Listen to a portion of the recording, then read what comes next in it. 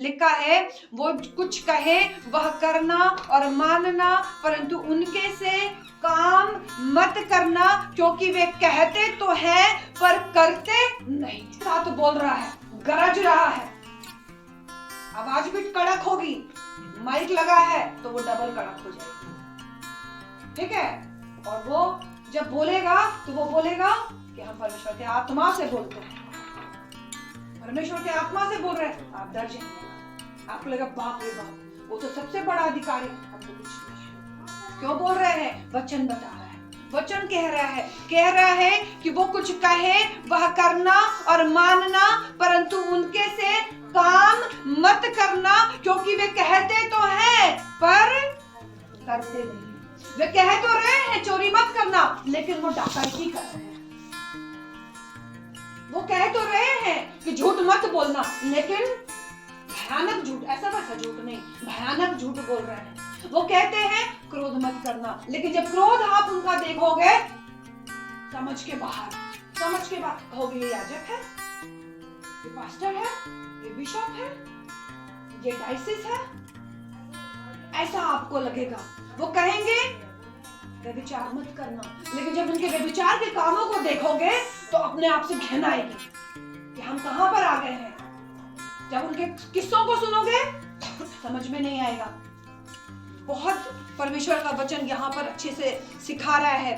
वे एक ऐसे भारी बोझ को जिनको उठाना कठिन है बांध कर उन्हें मनुष्यों के कंधों पर रख देते हैं।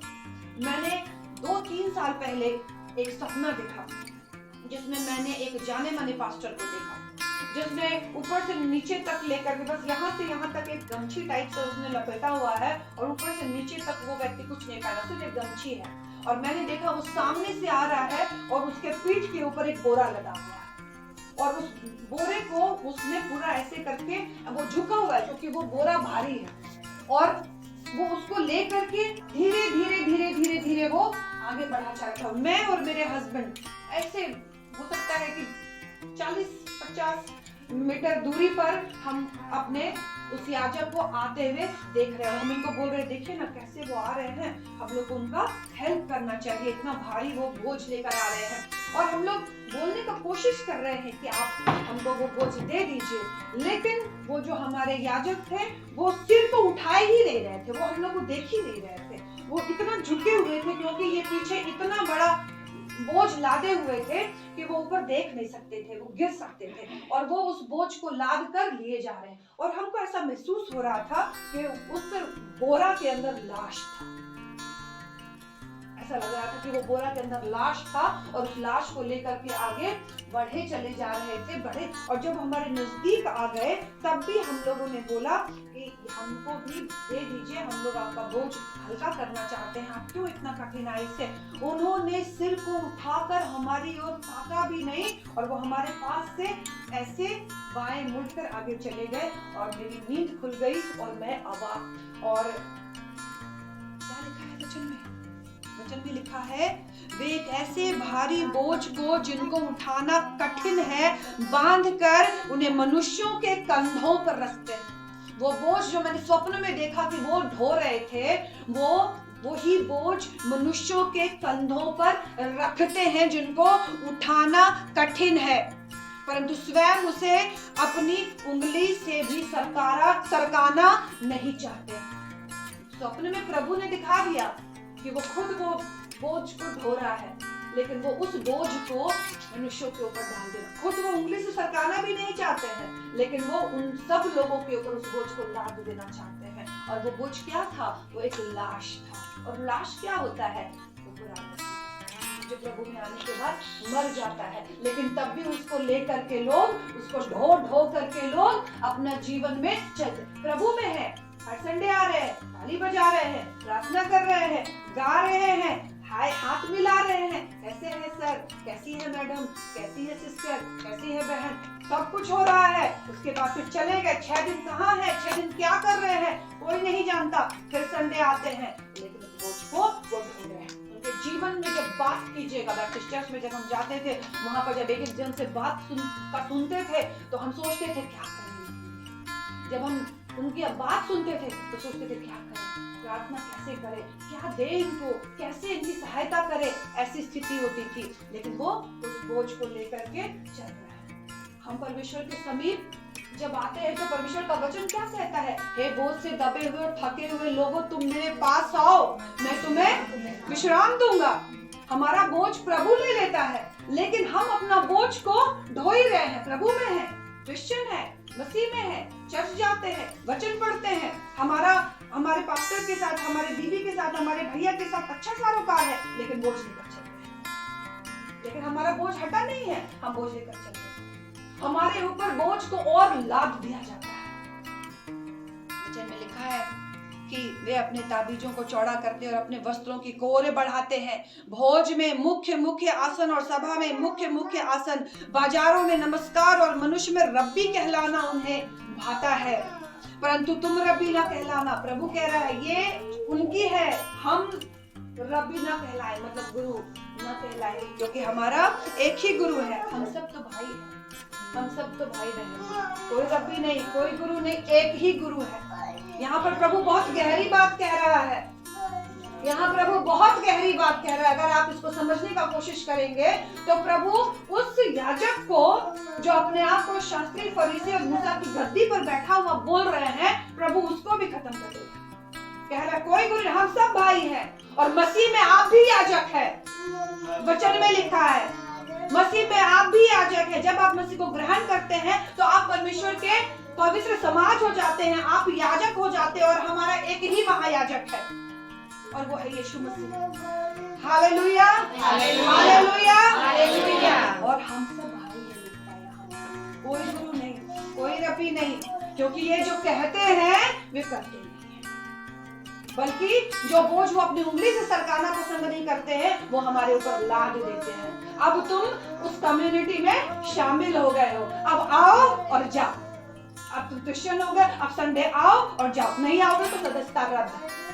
आना क्या करने के लिए है? आना है, कुर्सी पे बैठना है, ताली मारना है, आपका सुनना है, और उसके बाद आप 6 दिन पाप भी करते हो, तुमको फर्क नहीं पड़ता है। लेकिन तुम चर्च में नहीं आ रहे हो तो तुम्हारी सदस्यता खत्म। चर्च में नहीं आ रहे हो तो तुम गलत हो, तुम चर्च में नहीं आ रहे हो तो तुम कुछ और हो। उनका मकसद सिर्फ कम्युनिटी में शामिल कर लेना है। आपका जीवन बदला है कि नहीं बदला है, उससे उनको मतलब है। आप पाप कर रहे हो कि नहीं कर रहे हो, आप शराब पी रहे हो कि क्या कर रहे हो, उससे उनको कोई लेना देना। वचन क्या कह रहा है आगे, शास्त्रियों, फिर उसके बाद हम कुछ आगे नहीं पढ़ेंगे, सिर्फ पढ़ के आगे निकल जाएंगे। पृथ्वी पर किसी को अपना पिता न कहना, क्योंकि तुम्हारा एक ही पिता है जो स्वर्ग में है, और स्वामी भी न कहलाना, क्योंकि तुम्हारा एक ही स्वामी है, अर्थात मसीह। इसके बाद हम पढ़ेंगे 13 पर, हे कपटी शास्त्री और फरीसियों, तुम पर हाय, तुम मनुष्यों के लिए स्वर्ग के राज्य का द्वार बंद कर देते हो। न तो स्वर्ग ही उसमें प्रवेश करते हो, न तो स्वयं ही उसमें प्रवेश करते हो, न उसमें प्रवेश करने वालों को प्रवेश करने देते हो। स्वर्ग का दरवाजा बंद करने का भी अधिकार इनके पास है। चर्च से तो ये निकाल देते हैं, चर्च से तो सदस्यता खत्म कर देने की बात करते हैं। तो क्या यहाँ तो लिख रहा है, वो तो ऐसे बिहेव करते हैं जैसे स्वर्ग का द्वार भी वो बंद कर देंगे।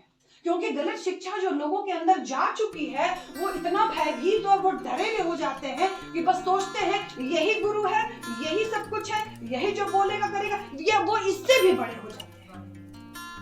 जबकि वचन बता रहा है कि तुम मनुष्यों के लिए स्वर्ग के राज का द्वार बंद करते हो, न तो स्वयं ही, क्योंकि उनकी हरकतें, क्योंकि जो वो कहते हैं वो करते नहीं, तो वो खुद भी प्रवेश नहीं करेंगे और दूसरों को भी प्रवेश नहीं करने देंगे। कैसे? सुनिएगा, न तो स्वयं ही उसमें प्रवेश करते हो, न उसमें प्रवेश करने वालों को प्रवेश करने देते हो। हे कपटी शास्त्री और फरीसियों, तुम पर हाय, तुम विधवाओं के घरों को खा जाते हो। क्योंकि जो लोग दान देते हैं, जो लोग कंट्रीब्यूशन करते हैं, वो उसका खर्च गलत जगह में करते हैं, वो गलत कामों में करते हैं। तो कई विधवा और कई जरूरतमंद लोग भी अपना काट के पैसा वहां दे रहा है, हाँ? और दिखाने के लिए तुम बड़ी देर तक प्रार्थना करते हो। इतनी देर तक प्रार्थना होगी या सो भी जाइएगा। सच पता है, बहुत बार प्रार्थना होती है, और इसलिए तुम्हें अधिक बन। हे कपटी शास्त्रियों और फरीसियों, तुम पर हाय, तुम एक जन को अपने मत में लाने के लिए सारे जल और थल में फिरते हो। एक व्यक्ति को अपने मत में लाने के लिए कि तुम मसीही हो जाओ, आप बपतिस्मा ले लीजिए, आप मेंबर बन जाइए, आप चर्च आइए, आप ये कीजिए, आप वो कीजिए, आप अपने यहाँ बुलाइए, आप अपने यहाँ प्रार्थना करवाइए। एक जन को मत में लाने के लिए सारे जल और थल में फिरते हो, और जब वह मत में आ जाता है, जब वो बपतिस्मा ले लेता है, जब वो मेंबर बन जाता है, जब आपको प्रार्थना करने के लिए आप उसके घर चले जाते हो, आपके हिसाब से उठने बैठने लगता है, चर्च में हर संडे आने लगते हो, उनकी संगति में, उनके कम्युनिटी में शामिल हो जाते हो, तो उसे अपने से दूना नास्ते बना दे। और जब आ जाते हो, जब व्यक्ति आ जाता है, तो फिर आप गलत दृष्टि रखते हो, फिर आप गलत शिक्षा देते हो, फिर आप हाथ पकड़ते हो तो हाथ दबा देते हो, उसके बाद आप मैसेज करते हो, फिर आप जल्दी बातें करते हो, फिर जो पाप आप करते हो उसी पाप में आपको सहभागी बना दिया जाता है। आप गलत हो, आप उसको अपने निकट बुलाते हो, और आप जो उसको शिक्षा देते हो उसको पहले से भी अधिक उसको डालते हो कि वो कहीं का नहीं, फिर वो कहीं का नहीं बचता है। क्योंकि मसीह में आने के बाद यदि कोई गाली देता है, क्योंकि मसीह में आने के बाद यदि कोई झूठ बोलता है, यदि मसीह में आने के बाद कोई चोरी करता है, यदि मसीह में आने के बाद कोई व्यभिचार करता है, यदि मसीह में आने के बाद वचन के खिलाफ काम करता है, तो ये दूना नारकीय ही जीवन बन जाता है और कुछ बचता नहीं है। और अधूरे सुधार से हमेशा विपत्ति को भी भोगना पड़ता है। क्योंकि एक बार जब मनुष्य परमेश्वर के द्वारा छुटकारा पाता है और आजाद हो जाता है, और उसके बाद कुछ दिनों बाद, कुछ महीनों बाद जब वो उसी काम में फंसता है, तो फिर दुष्ट आत्माएं वापस आती हैं और वो अधूरा सुधार होता है। हम एक बार छुटकारा पाते हैं और दोबारा उस गलत काम को करके हम उसमें फंस जाते हैं, और उसके बाद हम विपत्ति को ही अपने जीवन में बुलाते हैं, और हम सोचते हैं कि हम तो इतनी प्रार्थना करते हैं, हम इतना उपवास रखते हैं, कुछ नहीं है, हम इतना वचन पढ़ते हैं, मेरे जीवन में कुछ होता है। क्योंकि हमारी शिक्षा उस तरीके से की ही नहीं गई जो शिक्षा प्रभु यीशु मसीह चाहता है कि हमको मिले। क्योंकि परमेश्वर का वचन हमें स्वतंत्र करता है, बंधन में नहीं लाता। क्योंकि जहाँ परमेश्वर का आत्मा है, और जहाँ हम स्वतंत्र नहीं, जहाँ हमारे लिए स्वर्ग के दरवाजे को बंद कर दिया जाता है, आप वहाँ समझ सकते हैं कि परमेश्वर का आत्मा काम नहीं करता है। तो हमें अपनी आंख को, अपने कान को खोलना है, और हमें समझना है सारी बातों को कि वचन क्या कहता है। कहीं भी संगति तो कोई नहीं बंद करेगा, लेकिन ये ध्यान में रखना है कि वो जो कहते हैं उसको सुनना है, मानना है, लेकिन जो वो करते हैं वो हमें नहीं करना है। ये प्रभु ही यहाँ पर क्लियर कर दिया, उसके जैसा नहीं बनना है। वो जो कर रहा है नहीं करना है, वो जो बोलेगा वो वचन से बोलेगा, हाँ ठीक है वचन से बोल रहा है तो मान, लेकिन जो वो काम कर रहा है फिर उस काम को तुम मत करो जो कि वचन के विरोध में काम कर। इसलिए आज परमेश्वर से हम प्रार्थना करें कि हम जो प्रभु में बुलाए गए हैं, तो हम प्रभु में बढ़ें, प्रभु में बने रहें, प्रभु का आदर और मान करना। और प्रभु का आदर और मान करना मतलब इस वचन को मानना है। धूप दीप अगरबत्ती दिखाने का बात यहाँ नहीं हो रहा, इसको खूब अच्छा से लाल कपड़ा में बांध करके ऊपर रख देने का यहाँ बात नहीं हो रहा है।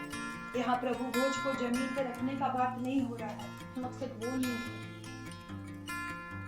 हमारा मकसद प्रभु की ओर ताकना और पवित्रता में बढ़ना है। समझ रहे? प्रभु क्या कह रहा है? प्रभु हृदय परिवर्तन की बात कर रहा है, प्रभु हृदय को शुद्ध करने की बात कर रहा है। हम ऊपर से श्वेत कपड़ा पहन ले और हम ऊपर से बड़ी पवित्र अपने आप को दिखाएं, उसकी बात प्रभु नहीं कह रहा है, प्रभु हृदय की बात कर रहा है। हम बहुत अच्छे से रोटी और दाखरस को ऊंचा उठा करके और कहें कि कि मैं इसको लेता हूँ और मैं इसको ग्रहण करता हूँ, लेकिन इसको ऊंचा उठाने के द्वारा कुछ नहीं, वो उसको प्रसाद मत बना दीजिए। ये जो प्रभु बोझ हम लेने जा रहे हैं, इसको खूब इज्जत दे रहे हैं, उसको प्रसादी नहीं बना देना है। ये ध्यान देना है कि वो यीशु मसीह का लहू और वो यीशु मसीह का देह है, हम इसको याद करके हम उसको ग्रहण करने जा रहे हैं। उसको प्रसादी मत बना दीजिए कि वो प्रसादी है, उसको तब हम ले लेंगे तब तो हम तो बस हो गए ना। हम जब प्रार्थना करते हैं, जब हम पवित्रताई में चलते हैं, तब वो यीशु का लहू और वो यीशु का रोटी हमारे भीतर जीवित हो उठता है। नहीं तो उसको अगर हम प्रसाद मान करके उसको इज्जत दे रहे हैं और हमारा जीवन में कुछ है नहीं, तो वो प्रसाद ही रह गया, तो वो कोई प्रसाद नहीं है। वो यीशु का लहू जब हम लेते हैं तो वो हमारे जीवंतता को वो करता है, प्राण लाता है उसके अंदर। और जब उसके शरीर को लेते हैं, हमारे शरीर में एक जीवंतता को लेकर आता है और हमको जयवंत बनाता है। प्रभु ये बात कहना चाहता है। हम मसीही होकर के भी अविश्वासी का जीवन नहीं जिए कि बाइबल को अगर हमने जमीन पर रख दिया, बाइबल जमीन पर रख दिए, तो अशुद्ध हो गया, बाइबल तो यहाँ रखना चाहिए ना। प्रभु ये शिक्षा नहीं देने आया, प्रभु एक गहरी शिक्षा देने आया जो उसे हमें और आपको सीखना और समझना है।